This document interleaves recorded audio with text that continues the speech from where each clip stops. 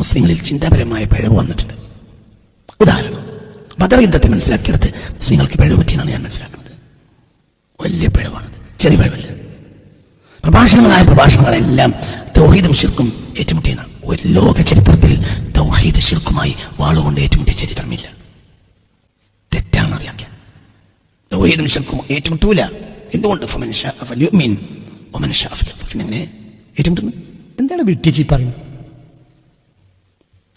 അപ്പോൾ എന്തിനാ ബദർ യുദ്ധം? ബദർ യുദ്ധം ധർമ്മവിരുദ്ധമായ ഒരു സമൂഹത്തിനെതിരെയാണ്. ധർമ്മത്തിനോട് യുദ്ധം ചെയ്യണം. തൗഹീദിന് യുദ്ധമല്ല, ധർമ്മത്തിന് യുദ്ധം. തിരിഞ്ഞില്ല, രണ്ടാണ്. അതായത് മനുഷ്യൻ ഇവിടെ നിലകൊള്ളുന്ന ഒരു വ്യവസ്ഥിതി ഉണ്ട്. ആ വ്യവസ്ഥിതിക്കെതിരായ ജനങ്ങളെ ആയുധം കൊണ്ട് നേരിടേണ്ടി വരും. കാരണം മനുഷ്യനോട് ജീവിക്കണ്ടേ? അതിൽ ലോകത്തെ എല്ലാ മഹൽവചനങ്ങളും ഒന്നാ. പരിത്രാണായ സാധൂനാം വിനാശായ ചതുഷ്കൃതാം ധർമ്മ സംസ്ഥാപനാർത്ഥായ സംഭവാമി യുഗേ. അതായത് പെണ്ണുങ്ങൾക്ക് മര്യാദയ്ക്ക് ജീവിക്കണം, കുട്ടികൾക്ക് മര്യാദയ്ക്ക് ജീവിക്കണം, പെൺകുട്ടികളെ മര്യാദയ്ക്ക് പോറ്റണം. മനുഷ്യൻ അവന്റെ വിശ്വാസം എന്താണെങ്കിലും അതനുസരിച്ച് ജീവിക്കണം. അതിനാരും സമ്മതിക്കൂലെങ്കിൽ യുദ്ധം ചെയ്യും. എന്തിന്? അത് ധർമ്മാണ്.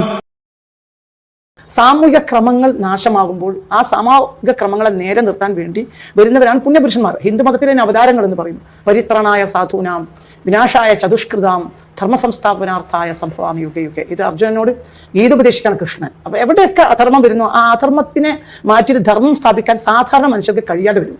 അപ്പോഴാണ് ഈ വലിയൊരു വ്യക്തി എന്നൊരു കൺസെപ്റ്റിലേക്ക് ചരിത്രം വരുന്നത്. പ്രചരിപ്പിക്കുന്ന ദീനുൽ ഇസ്ലാമിയുടെ യാഥാർത്ഥ്യമാണെന്ന് ബോധ്യപ്പെടുത്താൻ അല്ലാഹു ഉദ്ദേശിച്ചു.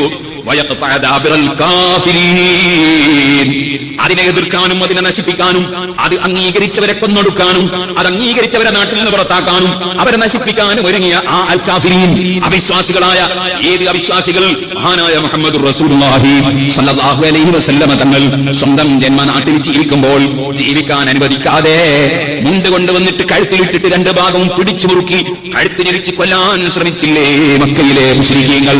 ഹബീബായ നബി തങ്ങൾ നിസ്കരിക്കുമ്പോ ഒട്ടകത്തിന്റെ കൊടലുകൾ കൊണ്ടുവന്ന് അവിടുത്തെ കഴുത്തിലിട്ട് കൊടുത്തിട്ട് സുജൂദിൽ നിന്ന് തലകീർത്താൻ കഴിയാതെ അവിടുന്ന് പ്രയാസപ്പെട്ടില്ലേ? അവിടുത്തെ കാലിന് ഉരുളം കല്ലെടുത്തെറിഞ്ഞ് രക്തം കൊട്ടി ഒലിപ്പിച്ചില്ലേ? അവിടുത്തെ കൊണ്ട് വിശ്വസിച്ചതിന്റെ പേരിൽ സുമയ്യ ബീബി റളിയല്ലാഹു അൻഹയുടെ അതാ ഗുഹ്യസ്ഥാനത്ത് പോലും വലിയ കുന്തം കുത്തിക്കയറ്റി കൊന്നുകളഞ്ഞില്ലേ? മഹാനായ ബിലാൽ റളിയല്ലാഹു അൻഹുവിന്റെ നെഞ്ഞിൽ വലിയ കല്ലുകൊണ്ട് വന്ന് വെച്ച് മരുഭൂമിയിൽ കിടത്തി ഉരുട്ടിയില്ലേ? അങ്ങനെ സ്വന്തം ജനിച്ച നാട്ടിൽ ഹബീബായ നബിതങ്ങളെയും നബിതങ്ങളിൽ വിശ്വസിച്ചവരെയും ജീവിക്കാൻ പ്രയാസപ്പെടുത്തി അവർ നാടും വീടും വിട്ട് പോകേണ്ടി വന്നില്ലേ? അവസാനം നബിതങ്ങൾ സ്വന്തം വീട്ടിൽ കിടന്നുറങ്ങുമ്പോ കൊല്ലാൻ വേണ്ടി വന്ന് വീട് വളഞ്ഞില്ലേ? ബദർ യുദ്ധം നിങ്ങൾക്കറിയാമല്ലോ. 22ാമത്തെ വർഷം, ആ വർഷത്തിലുള്ള പരിശുദ്ധ റമദാനിൽ നബി സല്ലല്ലാഹു അലൈഹി വസല്ലം തങ്ങൾക്ക് വിവരം കിട്ടുകയാണ്. അതാ ഖുറൈശികളായ നബി സല്ലല്ലാഹു അലൈഹി വസല്ലം തങ്ങളെ സ്വന്തം നാട്ടിൽ ജീവിക്കാൻ അനുവദിക്കാത്ത, കൂടെയുള്ള ആളുകളെ കൊന്നൊടുക്കുന്ന നബിതങ്ങളെ സ്വന്തം നാട്ടിൽ ജീവിക്കാൻ അനുവദിക്കാതെ ആ നാട്ടിൽ നിന്ന് ഇറങ്ങിപ്പോരേണ്ടി വന്നല്ലോ നബി സല്ലല്ലാഹു അലൈഹി വസല്ലം. ആ ഹബീബായ നബിതങ്ങളെ മദീനയിലും ജീവിക്കാൻ അനുവദിക്കില്ല എന്ന നിലക്ക് ഹബീബായ നബിതങ്ങൾക്ക് എതിരെ ധാരാളം ആയുധങ്ങൾ വാരിക്കുട്ടാൻ നബിതങ്ങളെ മദീനയിൽ നിന്നും തുരത്താൻ എങ്ങനെ കഴിയുമെന്ന് ചിന്തിക്കുന്ന മക്കയിലെ മുശ്രിക്കീങ്ങളെ ബിസിനസ് നടത്തി പണം വർദ്ധിപ്പിച്ച് മുസ്ലിമീങ്ങളെയും ഇസ്ലാമിനെയും ഇസ്ലാമിക രാഷ്ട്രത്തെയും വെട്ടിപ്പിടിച്ച് നശിപ്പിക്കാൻ വേണ്ടി ശ്രമിക്കുന്നതിനിടയിൽ അവർ നടത്തുന്ന ഒരു ബിസിനസ്, ആ ബിസിനസിന് വേണ്ടി ശാമിലേക്ക്, സിറിയയിലേക്ക് അബൂ സുഫിയാന്റെ നേതൃത്വത്തിൽ ഒരു സംഘം കച്ചവട സംഘമായി പോവുകയാണ്. സാധനങ്ങളുമായി അവർ വരികയാണ്. ആ കച്ചവട സംഘം ഇങ്ങനെ ബിസിനസ് നടത്തിയാൽ അത് ഇസ്ലാമിന് ഭീഷണിയാണ്, മദീനയ്ക്ക് ഭീഷണിയാണ്, ഇസ്ലാമിക രാഷ്ട്രത്തിന് ഭീഷണിയാണ്. അതുകൊണ്ട് തന്നെ അവരെ കച്ചവട സംഘത്തെ പിടിച്ച് അവരുടെ സ്വത്ത് പിടിച്ചെടുക്കൽ ഇസ്ലാമിന്റെ നിലനിൽപ്പിന് ആവശ്യമാണ്, ഇസ്ലാമിക രാഷ്ട്രത്തിന്റെ നിലനിൽപ്പിന് ആവശ്യമാണ്. ആ ശത്രുക്കളെ ഇനിയും കൂടുതൽ ആയുധങ്ങൾ വാരിക്കൂട്ടാൻ വേണ്ടി അവർക്ക് അവസരമുണ്ടാക്കിക്കൂടാ. അതിനാൽ നബി സല്ലല്ലാഹു അലൈഹി വസല്ലമ തങ്ങള് സഹാബത്തിനെ വിളിച്ചുകൊണ്ട് പറയുകയാണ്, ശാമിൽ നിന്ന് പുറപ്പെട്ട നമ്മുടെ ശത്രുക്കളായ ഖുറൈശികളുടെ ഒരു ഒട്ടക സംഘമുണ്ട്. ആ ഒട്ടക സംഘത്തിന്റെ അടുക്കൽ ഒരുപാട് സ്വത്തുക്കളുമായി അവർ കച്ചവട സംഘം പോവുകയാണ്. അതിനാൽ നമ്മൾ അവരെ പോയി ചെന്നിട്ട് അവരുടെ കച്ചവട സംഘത്തിൽ നിന്ന് ആ സ്വത്തുക്കൾ പിടിച്ചെടുക്കണം. ഇല്ലെങ്കിൽ അത് നമ്മുടെ രാഷ്ട്രത്തിന് ഭീഷണിയാണ്, നമുക്ക് ഭീഷണിയാണ്. എന്നിട്ട് നമുക്ക് ശത്രുക്കളെ നേരിടാൻ അവരെ കൈവശത്തിൽ നിന്ന് പിടിച്ചെടുക്കുന്ന സ്വത്തുക്കൾ ഉപയോഗിക്കാം. നമ്മുടെ സ്വന്തം നാട്ടിൽ ജീവിക്കാൻ അനുവദിക്കാത്ത ശത്രുക്കളല്ലേ അത് എന്ന നിലയ്ക്ക് നബി സല്ലല്ലാഹു അലൈഹി വസല്ലം തങ്ങൾ അത് പിടിച്ചെടുക്കാൻ വേണ്ടി സദാ സഹാബത്തിന് പ്രചോദനം നൽകി. അങ്ങനെ അവർ ബദർ യുദ്ധത്തിന്റെ തുടക്കമാണ് ഞാൻ പറഞ്ഞത്. അബൂജഹലും അപ്പുറത്ത് ദ്വാരക്കുന്നുണ്ട്. ദൈവമേ, അബൂജഹലിന്റെ ദ്വാ, ദൈവമേ നിനക്ക് ഏറ്റവും ഇഷ്ടപ്പെട്ട മതത്തിനെ നീ വിജയിപ്പിക്കണേ. സുബ്ഹാനല്ലാഹ്. ഏകദൈവ വിശ്വാസം അബൂജഹലിനില്ല. അല്ലാഹു ജല്ല ജലാലുഹു അവനിൽ ഈമാൻ ഉണ്ടെന്ന് അബൂജഹലിനെ കുറിച്ച് പറയാൻ വകുപ്പില്ല. ഖുർആൻ അബൂജഹലിനെ പറ്റിയും അവന്റെ ആൾക്കാരെ പറ്റിയും പറഞ്ഞു യക്ഫറൂന ബില്ലാഹ്, അല്ലാഹുവിൽ അവിശ്വസിച്ചു എന്നാണ്, വിശ്വസിച്ചു എന്നല്ല. പക്ഷേ ദൈവമുണ്ടെന്നൊരു വിശ്വാസം അവർക്കുണ്ട്. അങ്ങനെ ദൈവമേ എന്ന നിലക്ക് അവരും പ്രാർത്ഥന നടത്തുന്നു.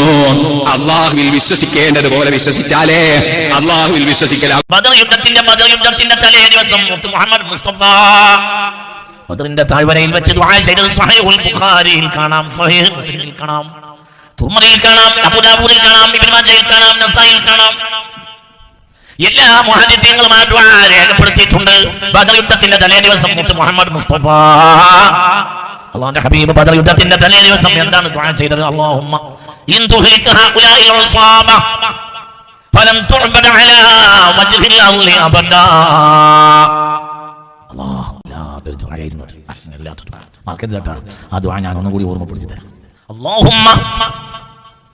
അല്ലാഹുമ്മ ഇൻ തുഹ്ലിക ഹഉലാഇൽ ഉസാബ, ഈ ചെറിയ സംഘം എങ്ങാനും റബ്ബേ നാളെ നശിച്ചു പോയാൽ ഫലൻ തുഅബദ അലാ വജ്ഹിൽ അർളി അബദാ, ഈ ഭൂമിക്ക് മുകളിൽ ഒരു കാലത്തും പിന്നെ നിനക്ക് ഇബാദത്ത് ചെയ്യപ്പെടുകയില്ല. ഈ ഭൂമിക്ക് മുകളിൽ പിന്നെ ഒരു കാലത്തും നിന്നെ പറയപ്പെടുകയില്ല.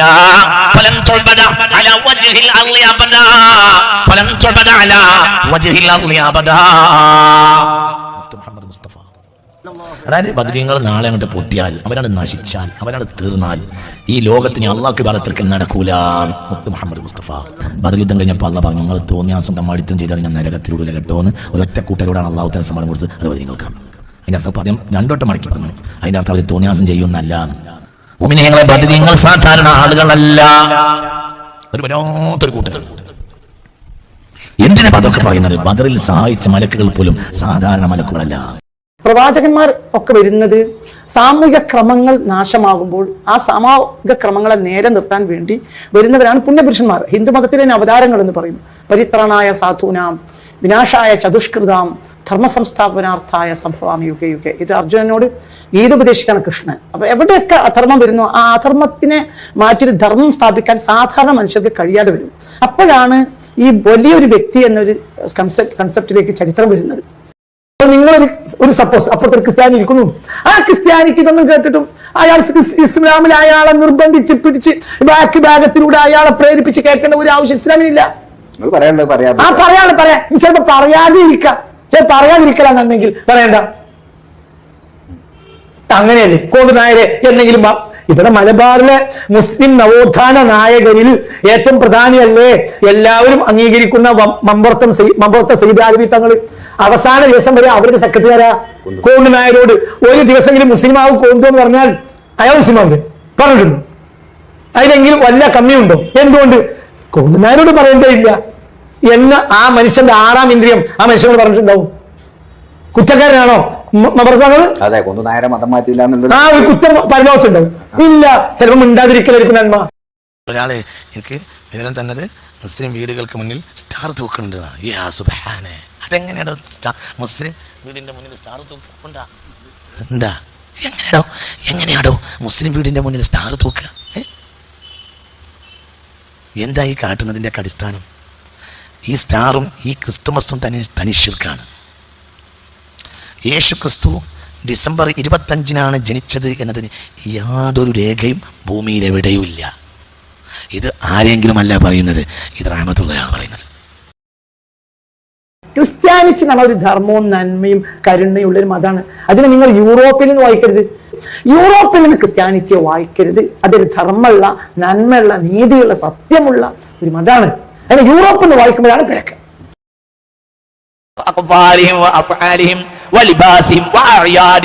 അവരെ ആഘോഷമാക്കാൻ പാടില്ല.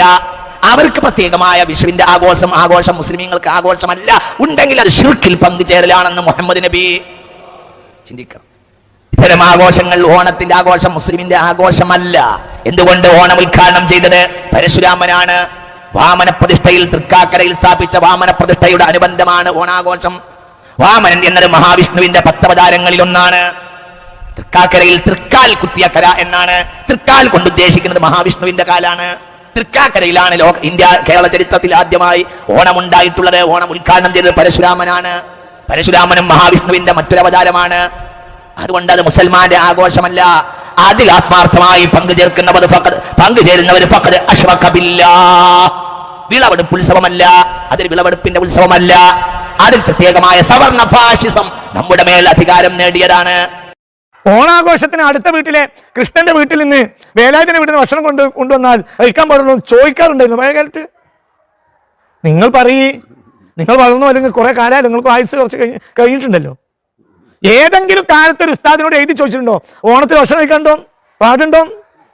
അതൊരു ചർച്ചയാണ്. നമുക്ക് ഓണത്തിന് ഭക്ഷണം കഴിച്ചിട്ടില്ലെങ്കിൽ അല്ലേ നമ്മളെ വാപ്പമാർ ചോദിച്ചിരുന്നത് പിന്നെ വേലായുധൻ അല്ല ഓണം കഴിഞ്ഞല്ലോ എൻ്റെ പേര് നിങ്ങോട്ടൊന്നും കണ്ടില്ലല്ലോ. എൻ്റെ വാപ്പ ചോദിച്ചിരുന്നു. എന്റെടാ ഓണത്തിന് നമുക്കൊന്നുമില്ലേ? ഇവരൊക്കെ കെലിമേലി മരിച്ച് നമ്മൾ കണ്ടതാ. ഇവരെക്കാളും വലിയ മുസ്ലിമാരാ. ഈ ഒരു ചിന്ത ഇവിടെ ഇട്ടുകൊടുത്തതാരാ? ഇവിടെ RSSനെ സംബന്ധിച്ചിടത്തോളം മുസ്ലിം സമുദായത്തിലെ സമൂഹത്തിന്റെ പ്ലാറ്റ്ഫോമിലേക്ക് കയറാൻ കഴിയാതെ നിൽക്കായിരുന്നു. കാരണം വർഗീയത ഹിന്ദുക്കളെ ബാധിച്ചിരുന്നു. ഒരാൾ ഒരു വിഭാഗത്തോട് സദൃശനായാൽ അവരിൽപ്പെട്ടവനാണ്. ഹബീബാനബി പറഞ്ഞിട്ടുണ്ട് സല്ലല്ലാഹു അലൈഹി വസല്ലം. നമുക്ക് പാടില്ലാത്തതാണ്. وفي هذا الحديث دليل على النهي الشديد والوعيد على التشبه بالكفار بأقوالهم وأفعالهم ولباسهم وأعيادهم وغيرها من الأمور التي لم تشرع لنا എന്ന് ഈ ഹദീസിന്റെ വ്യാഖ്യാനത്തിൽ ശറഹ് മുസ്ലിം ഏർപ്പെടുത്തിയിട്ടുണ്ട്. അവരുടെ ഒരു ബന്ധം നമുക്ക് ഉണ്ടാകാൻ പാടില്ല. അവരുടെ ആഘോഷ രീതികൾ നമ്മുടെ ആഘോഷ രീതിയാകരുത്. അവൻ പാടില്ല. അല്ലാഹു നമ്മളെ കാക്കട്ടെ. അവരുടെ ആഘോഷ രീതികൾ നമ്മുടെ ആഘോഷ രീതികളാകരുത്. അവരുടെ കാര്യങ്ങൾ നമ്മുടെ കാര്യങ്ങളാകരുത്. രോഗങ്ങളും ബന്ധങ്ങളും കാര്യങ്ങളും സ്നേഹങ്ങളും ഒക്കെ ആയിരിക്കണം. പക്ഷേ